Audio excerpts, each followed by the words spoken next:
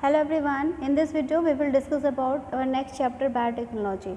Biotechnology simply means bio or technology, means use of technology in biology. It is biotechnology. First term first term of biotechnology was given by Carl Ereky. Many examples are there. For example, from very ancient time, बहुत पहले time से हमारे जो था हमारे fermentation का process हम करते हैं, जेनेटिकली मॉडिफाइड ऑर्गेनिज्म डेवलप करते हैं, ठीक है, और टेस्ट ट्यूब बेबी फॉर्मेशन करते हैं. All these are the example of biotechnology.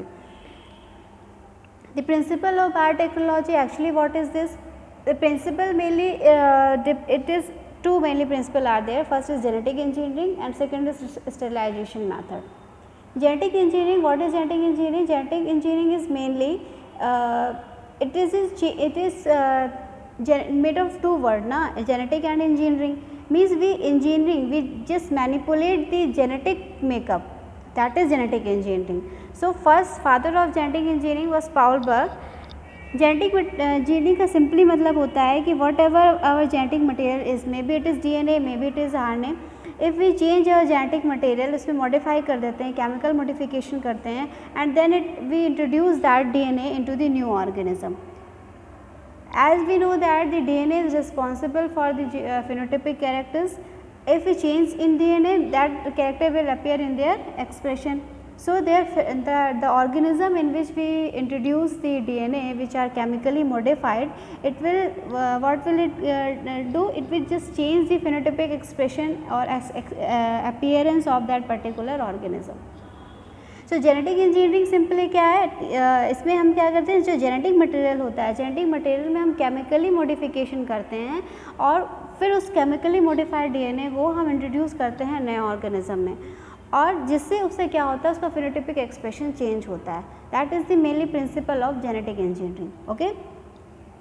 For example, in your last classes in chapter biomolecule आपने न्यूक्लिक एसिड का स्ट्रक्चर पढ़ा होगा. DNA का if we talk about the DNA simply pentose sugar होती है. Carbon number 3 पे there is a OH group and carbon number 5 पे there are phosphate group. So and this is 5 carbon sugar, 1 2 3 4 and 5 5 carbon sugar is there. So at carbon number 1 nucleic acid जो nitrogenous base होते हैं, they are attached to carbon number 1. On the carbon number 3 OH group is there, and at carbon number 5 phosphate group is there. It is second DNA molecule, nucleotide. So it is attached, there is a OH group, it is phosphate group, but there is a bonding takes place between OH and phosphate group. This bond is known as phosphodiester bond. So here again between OH and phosphate group there is a phosphodiester bond.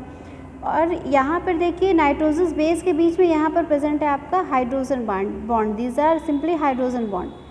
So what we change, suppose if we have to remove this nucleotide, then what we'll do, we just break this hydrogen bond and break this phosphodiester bond. So chemically modification कर रहे हैं जिससे हम DNA में change ला सकें. जैसे अगर suppose ये आपका सीक्वेंस है, ये पर्टिकुलर डिजीज़ को कोड कर रहा है, अगर यहाँ से इसको हम रिमूव करके G अटैच कर देंगे तो मे बी ये डिजीज़ कॉज नहीं करेगा.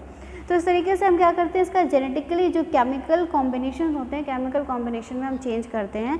इसी प्रोसेस को हम सिंपली जेनेटिक इंजीनियरिंग कहते हैं. Means we change the genetic material by chemical modification. We chemically change the DNA or RNA structure. After changing, we introduce into the organism, and that will bring change in the phenotypic character. Okay. So in biotechnology, there are certain terms are there. For example, first is vector, enzyme, host, and desired gene.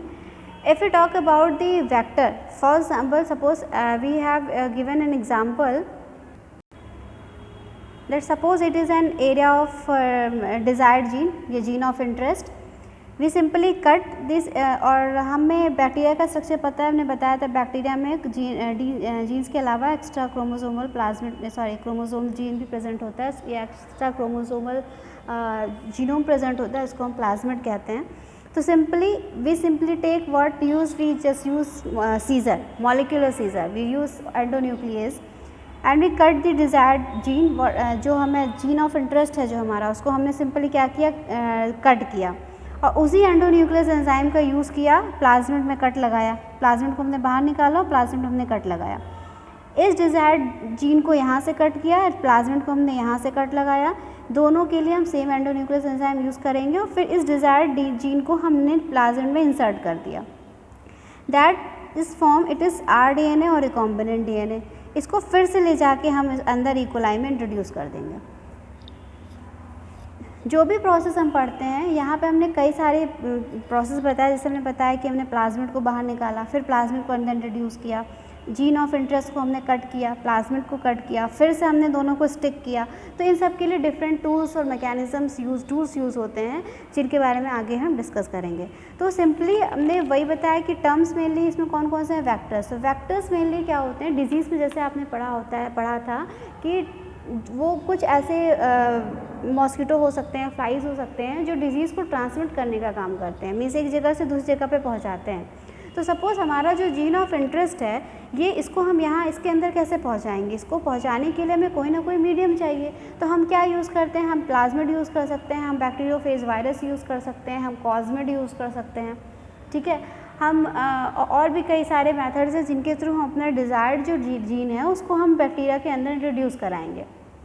तो वो machinery जो genetic या जो हमारा desired segment होता है gene का, जो हमारा कह सकते हैं डिज़ायरेबल जीन है, उसको होस्ट के अंदर ले जाना, ट्रांसफ़र करने का काम वेक्टर करता है। वेक्टर प्लाज्मिड में भी use as a vector, bacteriophage में भी यूज एज अ वेक्टर। जैसे डिफरेंट कई चीज़ें होती हैं जो एज अ वेक्टर हम यूज़ करते हैं, जिसमें हम अपने जीन ऑफ इंटरेस्ट को होस्ट के अंदर इंट्रोड्यूस कराते हैं, मीन्स जीन ऑफ इंटरेस्ट को हम ट्रांसफ़र करने का काम करते हैं। Next is enzyme. We cut, अभी हमने बताया कि we cut the DNA, we again ligate this segment, whatever the suppose desired segment is again stick into the plasmid. So cutting and binding again, ligation takes place by some certain enzymes. So some enzymes are required. We will discuss about enzymes in detail. Host is the organism in which we multiply our desired gene. For example, if we separate out this desired gene by the use of endonuclease enzyme, if we direct insert it into the host, then it will not replicate. तो simply क्या करते हैं, इसको हम plasmid में insert कराते हैं, फिर इसको इंट्रोड्यूस कराते हैं इकोलाई में। तो इकोलाई के अंदर अब ये मल्टीप्लाई होगा, जैसे जैसे प्लाज्मिड मल्टीप्लाई होगा वैसे वैसे हमें डिज़ायर्ड जीन की मल्टीपल कॉपीज़ मिलती जाएंगी। तो जिसके अंदर हमें मल्टीपल कॉपीज़ मिल रही हैं उन्हें हम सिंपली होस्ट कहते हैं। यहाँ पे होस्ट हमारा इकोलाई है। ओके, नेक्स्ट डिज़ायर्ड जीन हमने बताया जो हमारा जीन ऑफ इंटरेस्ट है, जो हमें जिसे कैरेक्टर्स हमें चाहिए। तो first we discuss about, okay, so these are the simple terms, vectors. So vectors are mainly it is a machinery in which we transmit our gene of interest. Enzyme is the tools which are required in cutting and again ligation of the DNA, again join the DNA segment. Host where we get multiple copies, जहाँ पर हम multiple copies निकालते हैं, और desired gene means हमारा जो desired segment होता है। In next video we will discuss detail about the enzyme. Thank you class.